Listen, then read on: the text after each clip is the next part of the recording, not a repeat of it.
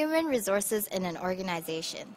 At the top of an organization is the Chief Executive Officer, also known as the CEO, responsible for acting as a figurehead and ambassador for the organization, to lead the team of directors, to represent the desires, ideas, and beliefs of the workforce, and also to formulate organizational objectives. Moving on, there's the Board of Directors, who are responsible for the overall running of the entire business. There are two different types of directors. The executive directors work full-time at the organization and make decisions about the daily running of the business. There are also non-executive directors who do not work full-time, but are consultants used for their particular area of expertise. After that, we have the management, who are responsible for a team of people and are responsible for certain tasks. They are also the decision makers who are responsible for the day-to-day implementations of the organization's policy. After that, we have the supervisors and team leaders, who are junior managers that will also carry out some of the decision-making. Lastly, we have the other employees, or also called operatives. They are responsible for carrying out the activities instructed by the supervisors and team leaders. They also make up the majority of an organization's workforce. Span of control refers to the number of subordinates that are controlled by a manager, which means the number of people who are directly accountable to a single manager. There are two different types of control, a wide span of control and a narrow span of control. A wide span of control occurs when a manager has many people under his or her control. The advantage of such an arrangement is that fewer layers in the hierarchy of the organization are needed. This means that costs are kept under control as there are less managerial positions in the firm. By contrast, a narrow span of control means that there are fewer people accountable to a single manager. The advantages of this structure is that it is easier to communicate with and control the team of subordinates.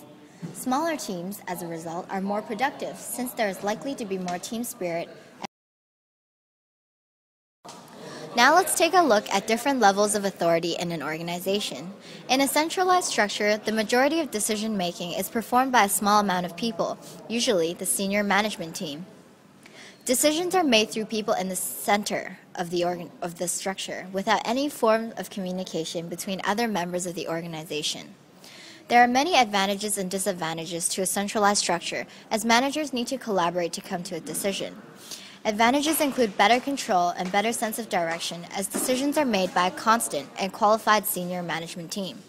Disadvantages, however, include delays due to the amount of decisions that need to be made, and inflexibility, as the organization becomes bureaucratic with lack of autonomy.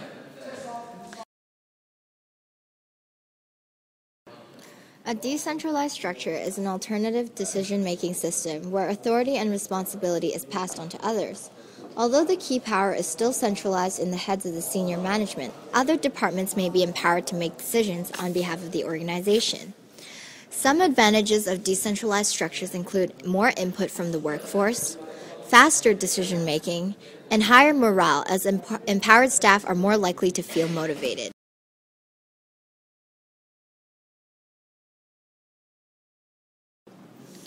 A matrix structure refers to the flexible collaboration of employees from different departments in the same organization working together on a particular project.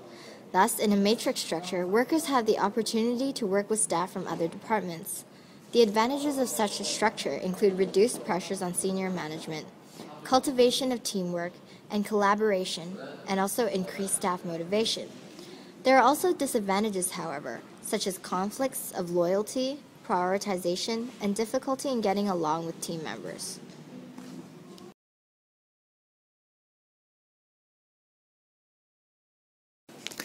Henry Mintzberg suggested that the internal structure of an organization depends on both the complexity and the pace of change. He argued that a business can only remain successful if its organizational structure is flexible enough to deal with rapid changes in the market. He suggested that organizational structures can consist of up to 6 basic parts. The first part is ideology, which refers to the culture, values, and beliefs of the organization. The second is strategic apex, which refers to the senior management team. The third is the middle line, referring to the team of middle management in an organization. The fourth is the operating core, referring to the operational processes within the organization. The fifth is technostructure, referring to the technical support of teams and systems. The last one is support staff, which refers to the team of staff supporting outside of the operational processes and technical support.